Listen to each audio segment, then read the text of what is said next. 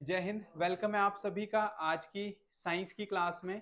और साइंस का most important topic मैं आपके लिए लेके आया हूं जो कि आपका रिलेटेड है how to separate a mixture. ऐसे कौन कौन से मेथड हमारे पास होते हैं जिनके थ्रू हम मिक्सचर्स को क्या कर सकते हैं, सेपरेट कर सकते हैं। तो सबसे पहले बेसिक इंट्रोडक्शन के साथ हम ये जानेंगे कि मिक्सचर होता क्या है, कितने उसके टाइप हैं और कौन कौन से उसमें मेथड हैं जिनके थ्रू हम उन चीजों को सेपरेट कर सकते हैं। हर बार एग्जाम में इसका एक क्वेश्चन एक एग्जाम्पल के थ्रू जो है वो पूछा जाता है। सबसे पहले हम यहाँ पर देख रहे हैं, आपके पास दिया गया है यहाँ पर मिक्सचर की बात कर रहे हैं। Mixture is a combination of two or more substance. Mixture क्या होता है? जब भी हम दो या दो से ज्यादा चीजों को आपस में क्या कर दें, मिक्स कर दें।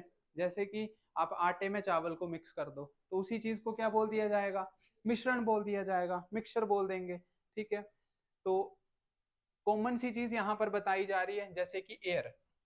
एयर क्या मिक्सचर होता है? बिल्कुल होता है, क्योंकि हमारे आसपास जो एयर है वहां पर नाइट्रोजन भी है, ऑक्सीजन भी है, कार्बन डाइऑक्साइड भी है, अदर वाटर वेपर्स भी हैं। तो ये सारी की सारी चीज मिक्सचर में काउंट की जाएगी। ठीक है।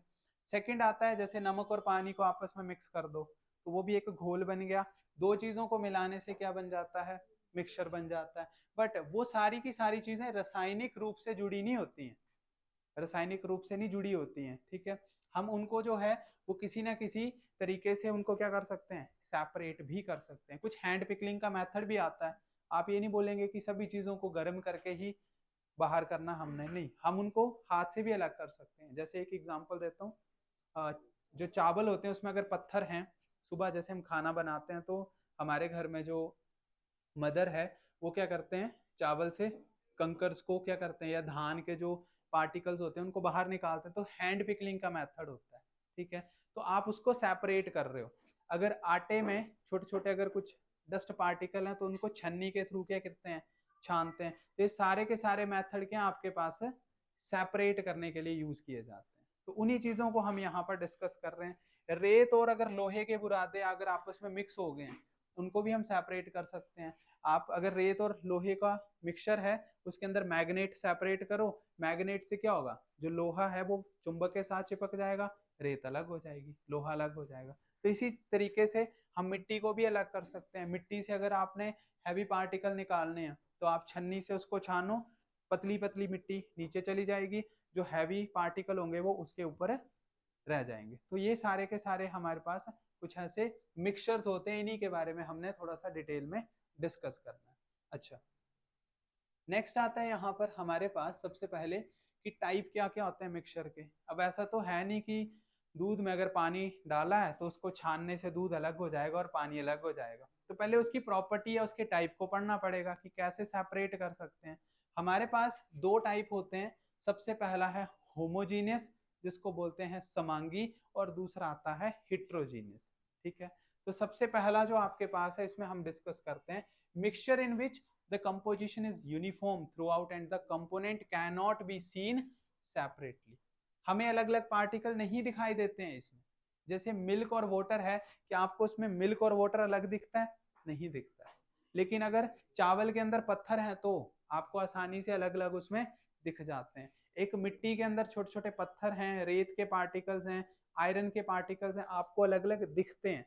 तो जब आपको अलग नहीं दिखाई दे रहे हैं तो इसका मतलब वो कौन सा टाइप होगा, समांगी मिश्रण होगा, जिसको हम क्या बोलते हैं, होमोजीनियस मिक्सचर बोलते हैं। ठीक है। जैसे कि नमक का घोल, नमक को किस में घोलेंगे, पानी में। तो क्या पानी और नमक अलग अलग दिखता है? नहीं दिखता है। ठीक है। पानी में अगर चीनी को घोलते हैं तो अलग नहीं दिखेगा, पानी और चीनी अलग नहीं दिखेगी। हमारे आसपास एयर है, अभी जो एयर आप हम यूज कर रहे हैं, इनहेल कर रहे हैं, एक्सहेल कर रहे हैं, हमें ना तो कार्बन डाइऑक्साइड दिख रही है, ना ऑक्सीजन दिख रही है, ना नाइट्रोजन दिख रही है, बट है क्या, वो किसी ना किसी तरीके से एक मिक्सचर है। ठीक है। बट हमें वो सेपरेट चीजें विजिबल नहीं होती हैं। विजिबल नहीं होंगी तो कौन सा टाइप आएगा, वो आएगा होमोजीनियस मिक्सचर। नेक्स्ट पे आएंगे। नेक्स्ट सेकेंड टाइप आता है इसका कौन सा, हिट्रोजीनियस। वो समांगी था, ये कौन सा आएगा, असमांगी। Mixture in which the composition is not uniform, उसमें एक ही रूप से फैले होते थे, इसमें एक रूप से फैले नहीं है, परंतु अलग अलग दिखाई दे जाते हैं। अगर आप रेत और पानी में दोनों को मिक्स करेंगे तो पानी पानी ऊपर हो जाएगा और सारी की सारी रेत नीचे हो जाएगी। जहां पर आपको पार्टिकल पहले से ही अलग दिख रहा है, पहले से ही अगर अलग दिख रहा है, कौन सा टाइप आएगा? हिट्रोजीनियस टाइप आएगा। हिट्रोजीनियस को अलग करना थोड़ा सा इजी है एज कंपेयर टू होमोजीनियस। ठीक है, हिट्रोजीनियस को आप फिजिकल मेथड से अलग कर सकते हैं। तेल और पानी की अगर बात करें, ठीक है, तेल और पानी को भी हम अलग कर सकते हैं। ठीक है, क्या मेथड होते हैं? जैसे तेल और पानी को एक गिलास में डाल दो, पानी पानी कुछ समय के बाद नीचे चला जाएगा, तेल कहाँ आ जाएगा? ऊपर आ जाएगा। अब मान के चलते हैं कि सब्जी में ऑयल ज्यादा हो गया, ठीक है, उसको अलग कैसे किया जाए? अगर तेल को अलग करना नहीं हो रहा है, मान के चलो, उसको गर्म करो, उसमें बर्फ डाल दो। ठीक है, बर्फ का तो अगर आप टुकड़ा घुमाएंगे तो उस बर्फ की वजह से जो तेल है वो उस बर्फ के साथ क्या हो जाएगा? जमना शुरू हो जाएगा। बर्फ के टुकड़े को बाहर निकाल दो, तेल अलग हो गया, सब्जी आपकी अलग रहेगी। तो ऐसे मेथड हैं जहां पर आप फिजिकल मेथड से, जब आपको अलग अलग दिख रहे हैं, फिजिकल मेथड से आप उनको सेपरेट कर सकते हैं। ठीक है, नेक्स्ट हमारे पास क्या आता है? सॉइल, मिट्टी। ठीक है, सॉइल आता है, सॉइल को भी हम आसानी से क्या कर सकते हैं? अलग कर सकते हैं। जैसे उसको छान दो, उसको छानने से क्या होगा? पत्थर अलग हो जाएंगे और जो फाइन पार्टिकल्स हैं वो अलग हो जाएंगे। ठीक है, तो ये चीजें आपको यहाँ पर सिंपल सिंपल वर्ड में बताई गई है। नेक्स्ट हम बात कर रहे हैं ऐसे कौन कौन से मेथड होते हैं जिनसे हम क्या करते हैं? चीजों को सेपरेट करके रखते हैं। तो अलग अलग करने की विधियां।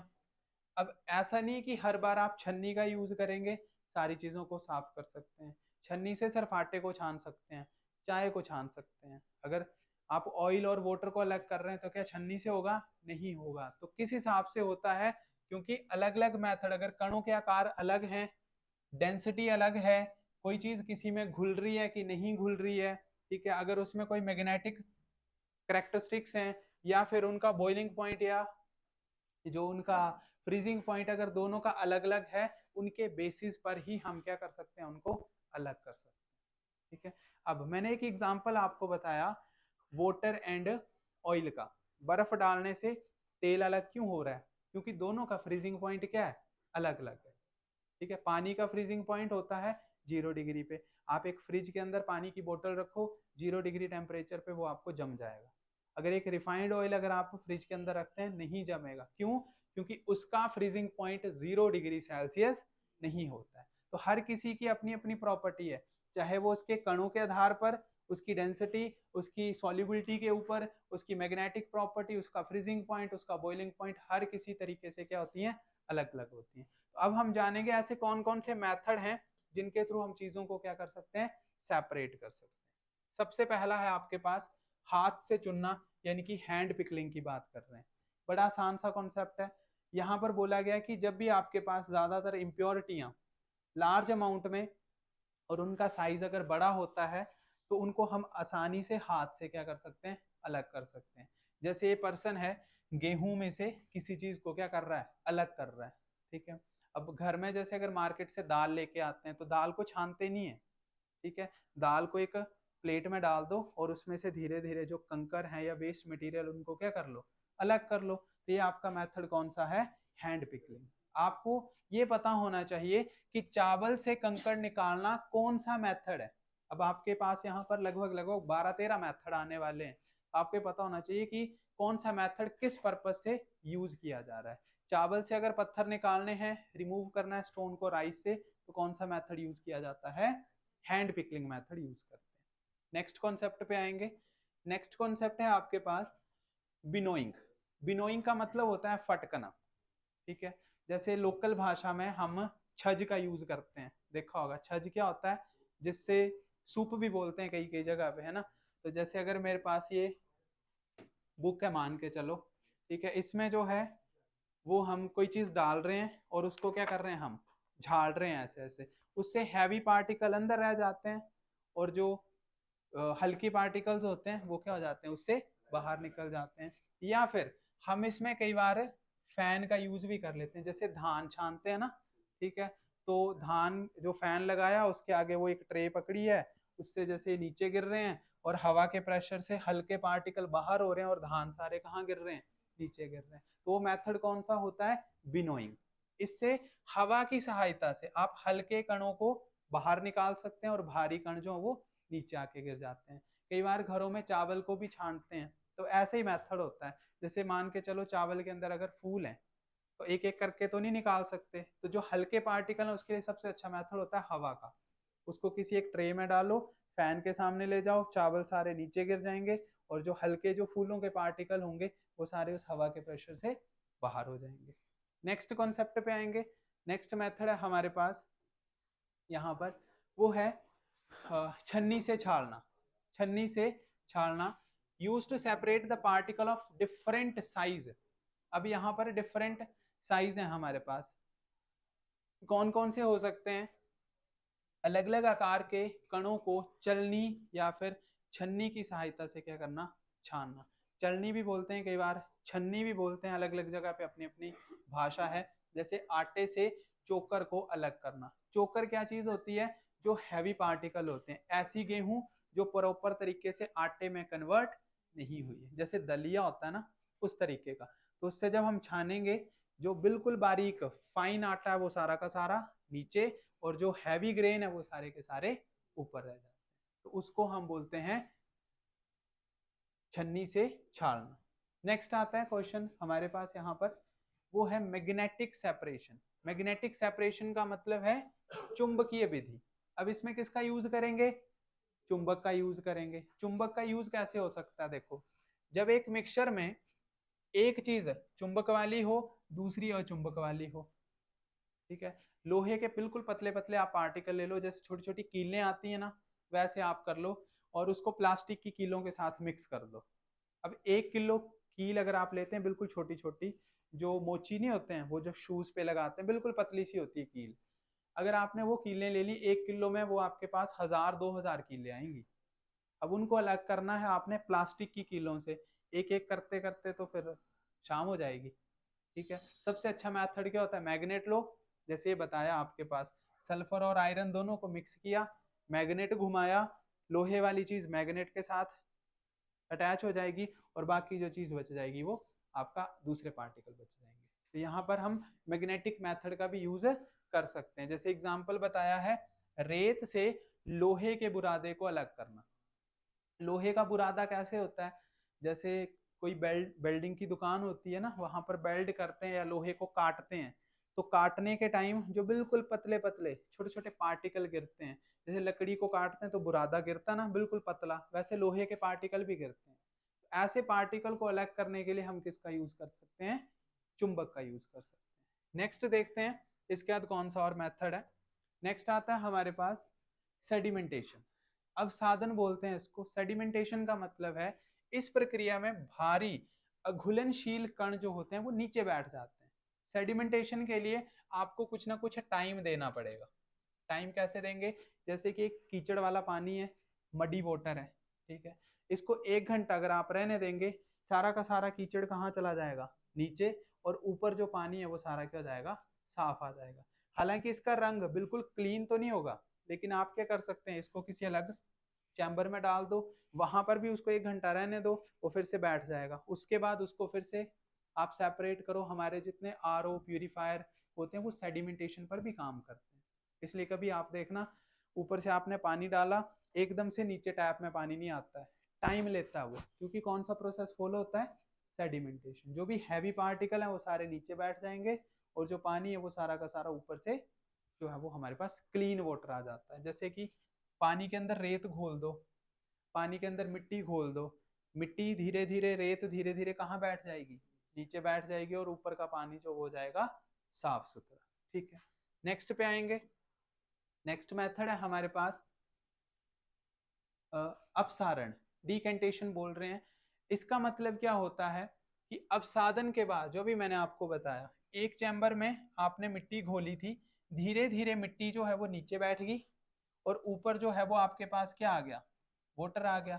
उसके बाद का जो प्रोसेस होता है, इस वाटर को धीरे धीरे क्या कर लो, किसी दूसरे बीकर में डाल लो, ये वाला, उसी मेथड को क्या बोलते हैं?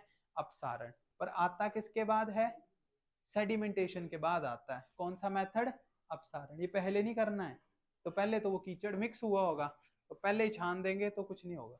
पहले उसको 1 घंटा रहने दो, स्टेबल कीचड़ कीचड़ सारा नीचे बैठ जाएगा, और ऊपर से पानी को किसी दूसरे बीकर में उल्टा लो, वो मेथड कौन सा होता है आपका? अपसार। इसमें हम तेल और पानी को अलग कर सकते हैं। जब भी हम सब्जी बनाते हैं या तेल और पानी को अगर आप घोल रहे हैं, घुल जाएगा, लेकिन 5 मिनट लगेंगे उसको सेपरेट होने में। एक गिलास लो, उसमें तेल और पानी डाल दो, दोनों को क्या कर दो? मिक्स कर दो। पहले तो आपको कुछ पता नहीं चलेगा, घुल जाएगा, 5-10 मिनट रहने दो, तेल कहाँ आ जाएगा? ऊपर। पानी कहाँ चला जाएगा? नीचे। अब होता क्यों है? क्योंकि तेल की जो डेंसिटी है वो पानी से होती है कम। पानी से अगर डेंसिटी कम होगी वो फ्लोट कर जाएगा, जिसकी डेंसिटी पानी से ज्यादा होगी वो नीचे बैठ जाएगा। तो इससे हम किसको अलग कर सकते हैं? तेल और पानी को अलग कर सकते हैं। ठीक है। अब क्वेश्चन कैसे आता है पेपर में? आपको क्वेश्चन ये आएगा कि हाँ जी बताओ, separating oil from water we can use which type of method. तो वहां पे छन्नी वाला एग्जांपल नहीं देना है, विनोइंग वाला मेथड नहीं देना है कि हाँ हवा से फैन लगा दिया और हवा से तेल और पानी को अलग कर रहे हैं। हर किसी चीज के लिए क्या है? अपना अपना अलग अलग मेथड है। ठीक है। नेक्स्ट पे आ रहे हैं। नेक्स्ट है हमारे पास फिल्ट्रेशन। फिल्ट्रेशन से हम किस चीज को बेसिकली काउंट करते हैं? लिक्विड वाली चीज को। है तो ये भी छन्नी है एक तरीके की, आटे में भी क्या था? छन्नी थी। ठीक है। लेकिन जब आटे को करते हैं तो आटे को छानने के लिए उसको क्या करना पड़ता है? हिलाना पड़ता है। चाय में भी हिलाते हैं? नहीं हिलाते हैं। तो दोनों के लिए अलग अलग प्रोसेस है, ये ध्यान रखना है। इससे हम इनसोल्यूबल सॉलिड जो है उसको लिक्विड से क्या कर देते हैं? अलग कर देते हैं। चाय में हमने चाय पत्ती डाली, इलायची डाली, अदरक डाला, वो सारी चीजें ऊपर रखनी है, और जो मेन चाय बन के आई वो कहाँ जानी चाहिए? नीचे। तो हम इस तरीके से एक छन्नी का यूज करेंगे, जो हैवी पार्टिकल है वो यहाँ पर जम जाएंगे और चाय कहाँ चली जाएगी? नीचे कप में चली जाएगी। ठीक है, जिसको आप फिर पी सकते हैं।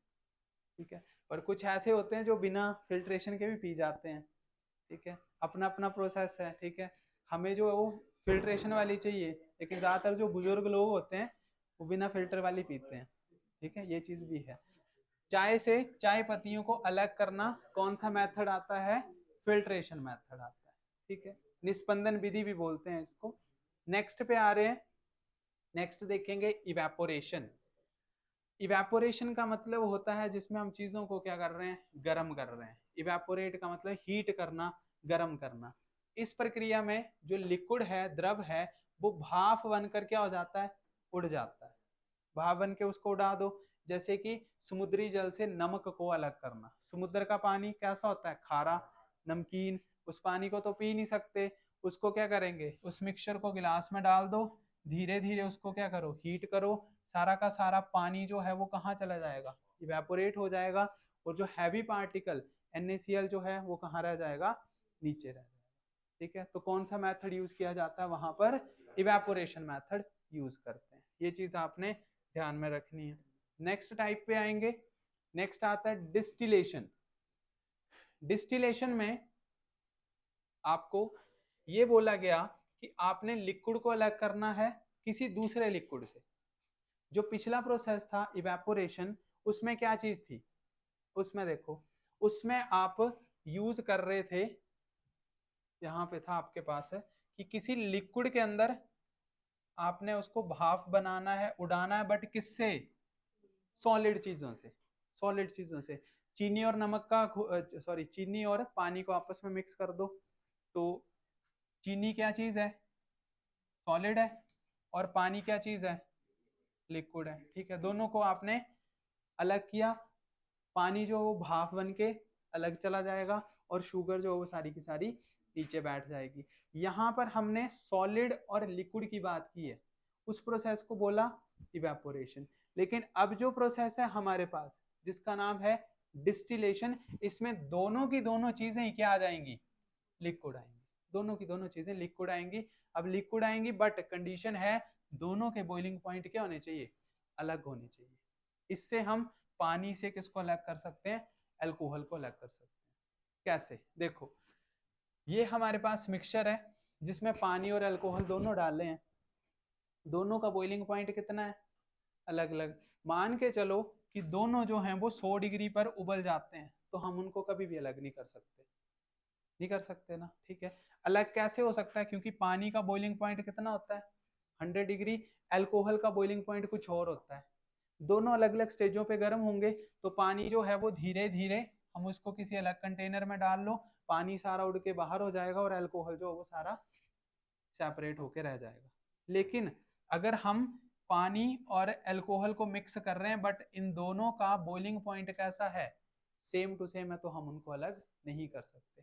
क्योंकि अगर 100 डिग्री सेल्सियस दे रहे हैं तो 100 डिग्री सेल्सियस पे पानी भी उबल के भाप में जा रहा है और अल्कोहल भी उबल के भाप में जा रहा है, तो दोनों को सेपरेट करना फिर तो बड़ा ज्यादा मुश्किल है। ठीक है, वो चीज इसमें बताई जा रही है। नेक्स्ट क्वेश्चन पे आएंगे। नेक्स्ट है सब्लिमेशन। सब्लिमेशन का मतलब होता है उधर्वपातन। सब्लिमेशन से भी हम यूज करते हैं कुछ ना कुछ चीजों को चेंज करने में। इसमें जो सॉलिड होता है वो डायरेक्ट किसमें कन्वर्ट हो जाता है, बाष्प में कन्वर्ट हो जाता है। यानी कि सॉलिड चीज को अगर आप गर्म करोगे 99% वो किस में जाएगी, लिक्विड में। लिक्विड से हीट करेंगे किस में जाएगी, गैस स्टेज में। बट कुछ ऐसे कंपोनेंट होते हैं जो सॉलिड से डायरेक्ट किस में जाते हैं, गैस में जाते हैं। जैसे कि कैम्फर, कपूर होता है, कपूर को अगर आप गर्म करते हो तो वो डायरेक्ट किस में कन्वर्ट हो जाएगा, गैस में। घर में धूप यूज करते हैं पूजा के लिए, उसको जलाते हैं, उसका लिक्विड नहीं बनता है, किस में चला जाएगा, सीधा वो गैस में चला जाएगा। तो वही चीज बताई जा रही है कि जैसे रेत से अमोनियम क्लोराइड को अगर अलग करना है, ठीक है, कैसे अलग करेंगे, उसको गर्म करते जाओ, गर्म करने से अमोनियम क्लोराइड जो होगा वो डायरेक्ट किस में कन्वर्ट हो जाएगा, गैस स्टेट में, और नीचे जो चीज रह जाएगी वो क्या रह जाएगी, नीचे जो चीज रह जाएगी वो सारी की सारी रेत रह जाएगी। ठीक है, या जैसे आपने देखा होगा ये हमारे जो मूंगफलियां नहीं बेचते हैं, ठीक है, मूंगफलियों को कहाँ पर गर्म करते हैं, रोस्ट किस पे करते हैं, वो रेत पे करते हैं। ठीक है, ऑयल वाला सिस्टम तो अब धीरे धीरे खत्म ही हो रहा है। ठीक है, क्योंकि ट्रेंड चला है कि फैट होता है, कुछ भी ऐसा है ना, जो खाते हैं वो खाते रहें, बटर घी जितना भी ऑयल है। ठीक है, तो वो रोस्ट करते हैं किसमें, रेत में। मान के चलो कि उसमें पानी डाल दिया जाए उस रेत में थोड़ा सा, उसको कैसे अलग करेंगे, क्या धूप में रख के होगा, हवा के प्रेशर से होगा, डिस्टिलेशन से होगा, कैसे अलग करेंगे। उसमें भी कौन सा मेथड यूज किया जाएगा, सब्लिमेशन का हो सकता है। वैसे सब्लिमेशन हम बोलेंगे नहीं, क्यों नहीं बोलेंगे, क्योंकि सब्लिमेशन प्रोसेस होता किसके लिए है, सॉलिड से डायरेक्ट गैस में जाने के लिए। बट उसमें हीटिंग मेथड का यूज कर सकते हैं। नॉर्मल गर्म करो, रेत गर्म होगी, पानी गर्म होगा, पानी धीरे धीरे इवेपोरेट होके बाहर निकल जाएगा और नीचे जो चीज रह जाएगी वो क्या होगी, रेत रहेगी। ठीक है, सब्लिमेशन क्यों नहीं बोला, क्योंकि सॉलिड से वो चीज किस में जानी चाहिए, गैस में। पानी एक्चुअल में है ही किस में हमारे पास, लिक्विड में, तो लिक्विड से गैस में जाने को सब्लिमेशन नहीं बोलते। ठीक है, उसको क्या बोलते हैं, उसको बोलते हैं इवेपोरेशन। अभी पढ़ के आए आप, ठीक है, वाष्पीकरण, इवेपोरेशन। नेक्स्ट आता है, वो आता है सेंट्रीफ्यूगेशन, अपकेंद्रण। ये सबसे मोस्ट इंपॉर्टेंट क्वेश्चन आपके लिए बनता है। और सेंट्रीफ्यूगेशन में क्या चीज होती है कि इसमें मिक्सचर को तेज गति से रोटेट करवाते हैं। घर में लस्सी बनाते हैं ना, मिक्सी घुमाते हैं, या लस्सी वाली मशीन होती है, ठीक है, आपके घर में वॉशिंग मशीन से जो कपड़े साफ होते हैं, ठीक है, जिससे सूखते हैं, वो भी सारे के सारे कौन से प्रिंसिपल पे वर्क करते हैं, सेंट्रीफ्यूगेशन पर वर्क करते हैं। आप किसी चीज को बिल्कुल स्पीड से घुमाओ, उसमें से जो हार्ड पार्टिकल अलग हो जाएगा और जो लिक्विड पार्ट है वो अलग हो जाएगा। ठीक है, सबसे बेस्ट एग्जांपल इसका दिया गया है दूध से क्रीम को अलग करना, यानी कि दही से मक्खन को क्या करना, अलग करना। उसको स्पीड से अगर घुमाएंगे उसका पानी पानी अलग हो जाएगा, यानी कि लस्सी अलग होगी, और जो हार्ड पार्टिकल होगा वो क्या रहेगा, वो रहेगा बटर, वो क्या हो जाएगा, अलग हो जाएगा। इसका एक बेस्ट एग्जांपल और आपके पास दिया गया है, हम कोई भी ब्लड का टेस्ट करवाते हैं, सीबीसी टेस्ट, जिसमें प्लाज्मा को चेक किया जाता है, ठीक है, तो उसके लिए भी कौन सा मेथड यूज करते हैं, सेंट्रीफ्यूगेशन। ये मशीनें हैं जिसके अंदर आप सैंपल डालेंगे, ये रोटेट करती है, और उसी रोटेशन की वजह से इसमें से क्या हो जाता है, देखो मिक्सचर है ना, ये इनिशियल था, और आफ्टर सेपरेशन हार्ड पार्टिकल नीचे चला गया और जो लाइट पार्टिकल होगा वो ऊपर चला जाएगा। अब जो मेडिकल स्ट्रीम से जुड़े हैं, जिनको आइडिया है, वो उसको थोड़ा और अच्छे से बता सकते हैं। बट हम सीबीसी टेस्ट जब भी कराते हैं ब्लड के लिए, आरबीसी, डब्ल्यूबीसी, प्लेटलेट्स, प्लाज्मा, जो भी इसके टेस्ट होते हैं, तो उसके लिए आपका सेंट्रीफ्यूगेशन का ही यूज किया जाता है। ठीक है, वॉशिंग मशीन में भी इसी का हम यूज करते हैं। नेक्स्ट आता है क्रोमेटोग्राफी। क्रोमेटोग्राफी बेसिकली यूज की जाती है कलर्स के लिए, कलर्स को सेपरेट करने के लिए। ये लिखा ना, स्याही के रंगों को अलग करने के लिए कौन सी विधि का यूज करते हैं? क्रोमेटोग्राफी का यूज करते हैं। जैसे आपके पास एक एग्जांपल है, ये ग्लास और ग्लास के अंदर कोई हमने वो डाली थी और उससे हम क्या कर रहे हैं? कलर को अलग कर रहे हैं। ठीक है, अच्छा एक और बताता हूँ मैं आपको क्रोमेटोग्राफी का एक बेस्ट एग्जांपल। यूट्यूब पे काफी वो शॉर्ट हाईलाइट होते हैं कि हाथ पे कुछ चीज आप बनाओ किसी पेन से, फिर हाथ को धीरे धीरे पानी में डाल दो, ठीक है, और वो जो स्टिकर टाइप होता है वो धीरे धीरे पानी में फ्लोट करना स्टार्ट कर देता है। होती वो बेसिकली इंक ही है, हम क्या कर रहे हैं? इंक को सेपरेट कर रहे हैं। तो उसी तरीके से इस क्रोमेटोग्राफी में जो इंक है उसके अलग अलग कलर्स को भी क्या कर रहे हैं? सेपरेट कर रहे हैं। आपने अपनी कॉपी पे राम लिखा, ठीक है, RAM, और फिर मैंने इसको रेड पेन से भी थोड़ा सा हाईलाइट कर दिया, कुछ इस तरीके से, ठीक है। अब इन दोनों कलर्स को क्या करना है? अलग करना है। तो यूज किसका किया जाएगा? क्रोमेटोग्राफी का यूज करते हैं दोनों कलर को सेपरेट करने के लिए। क्रोमेटोग्राफी आपकी यूज की जाती है जितनी केमिकल इंडस्ट्रीज हैं वहां पर, उसके साथ साथ जो आपकी फोरेंसिक लैब्स होती हैं वहां पर भी इसका यूज किया जाता है। और किससे रिलेटेड है? रंगों से। कलर को अलग करने के लिए कौन सा मेथड?